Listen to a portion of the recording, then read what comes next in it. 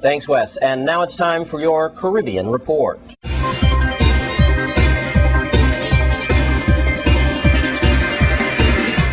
In Kingston, Jamaica, the disoriented young man with a gun forced his way past security and barged into a jetliner destined for Cuba, taking crew hostage and firing a bullet that grazed a co-pilot's face and demanding to be flown off island.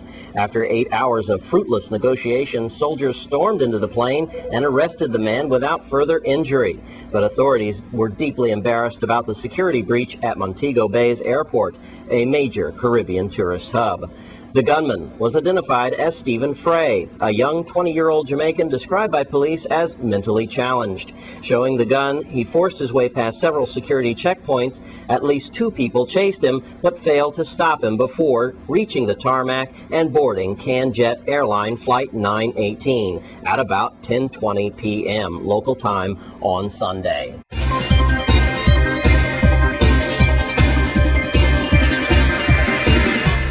And that's your Caribbean Report. When we come back from this break, the dangerous world of sexting after these messages.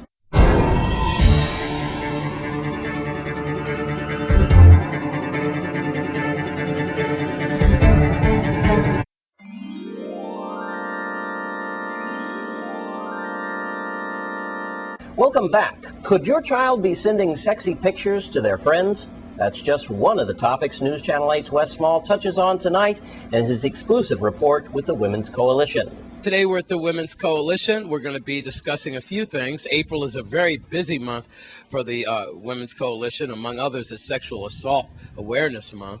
And also we're going to be talking about sexting. Yes, explicit text messages being sent by our children, not only locally but also nationally as well. One of the co-directors, along with Mary Menges, is Miss Clemma Lewis. Let's talk to her. April is Child Abuse Prevention Month, Sexual Assault Awareness Month, and the end of April is Crime Victims' Rights Week. Clemma, first of all, let's start with domestic violence and awareness and the fact that it does not go away. And something I found out the other day, that these hard economic times seems to bring a rise in arguments and tension. I agree. With the stress, less money, people being laid off, it does cause more stress for families and cause people to become angry more and lash out. I would say I've gotten a rise in couples actually calling for counseling because of the stressful period, and we appreciate that. We would prefer that they come here for services versus hurting or injuring one another. Our office is packed because we also provide emergency services to families like food, clothing, rent, shelter. So you walked in the door, you see the office, our office is packed. So we know the economic times is definitely hitting the community. So if you are a family and you experiencing violence, you really do need to call the Women's Coalition for help so we can provide counseling and support. Sometimes it's just having a third person to kind of help you sort out what's going on and letting you know what's available before you hurt each other or one hurt the other one. Very good. I'd like to talk now about an issue that it's very touchy, if you will. And just a month or two ago, there were pictures going around. Now, nationally, this is a phenomenon that's going on with girlfriends and boyfriends taking some exciting or perhaps lewd pictures of themselves, and adults as well, not remembering that these pictures are going to have a long-lasting effect. And even right now, we have a Boston suspect that is in custody after meeting women on the internet, luring them to his room, and almost a Boston Strangler high-tech situation, but he is in custody this morning. On the internet, and sexting, they're calling it.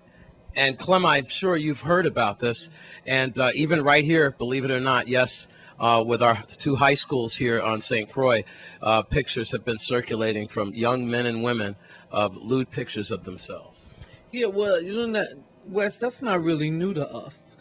Young people, and for the longest time, have been taking pictures of themselves having sex with their cell phones. I know instance in schools, high schools, no name mentioned, where students would be having sex and they would videotape it and pass the video around.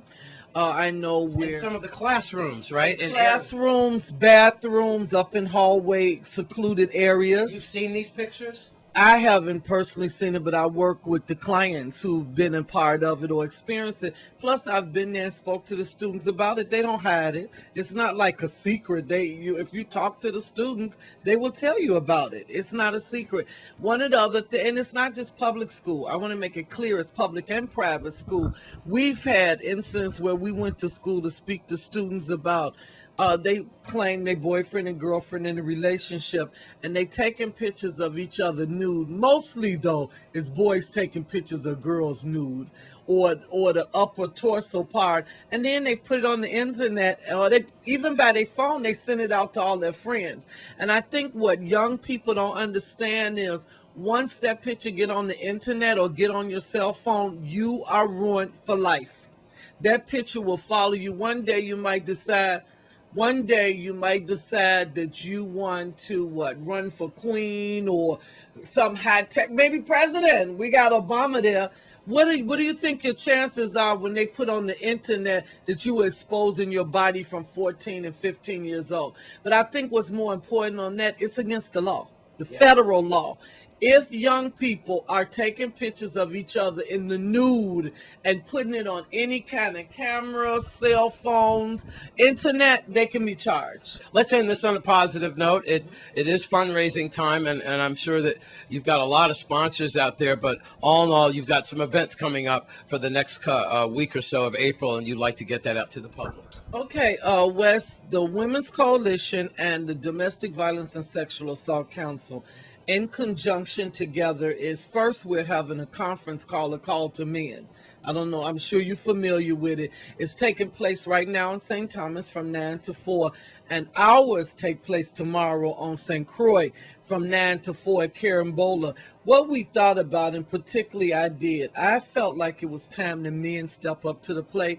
After doing this work almost 30 years, I realized women cannot do this work alone. We need men, and we need men as our partners. So this conference and the whole focus of this month is getting men to stop being bystanders and step up to the plate and be a part of the solution, not just the problem, but become a part of the solution. So tomorrow at Carambola, we're having a conference where we're bringing down this wonderful speaker, Mr. McCoy, who's going to be talking about respect between men and women.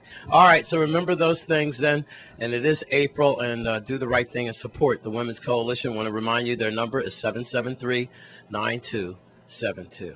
With Clement Lewis, along with Mary Mingus, they're the co-directors here at the Women's Coalition. I'm Wes Small for News Channel 8.